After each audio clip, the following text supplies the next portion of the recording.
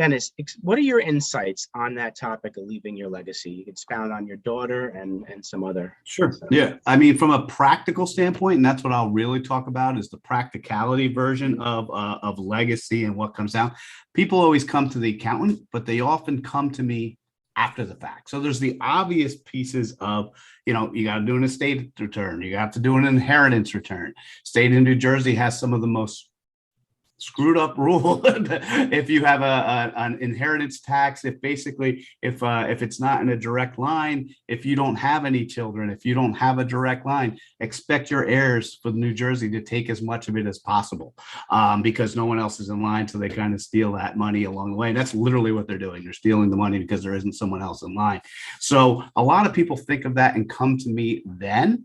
And what I wish, and I work with all my clients, is to avoid that. All those returns, or many of those returns, can be avoided altogether by having a legacy plan, by talking about it, by thinking about it, and by going through each one of those various steps and things. So I always like to say, when we start with a client, we're always taking the Navy SEAL approach. So Navy SEALs, if you know anything about the SEALs, they don't go into a situation unless they already know how they're getting out.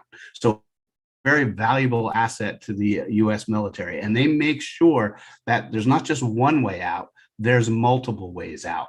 And then they rehearse and they practice and they go through all the things that could go wrong along the way.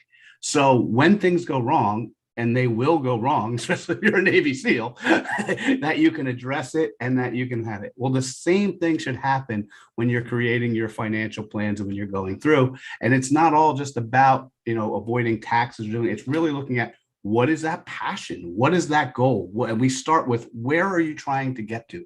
What are you trying to get to? And what are all these little things that are going to stop us from getting there? And let's just check them off. That's okay. We took care of that one. That one's not going to happen. That one's not going to happen. That one's not going to. And that's why we're relaxed tax, because we take away those things that can go wrong. So when things do go wrong, I knew this was coming. I knew what to do with it. Where the people who are most stressed, things really mess up their legacy in a multi-generational way. And you can have multi-generational issues, financial issues, but life's a lot easier when you've thought ahead, and then you're able to take care of the ones ahead of you and behind you.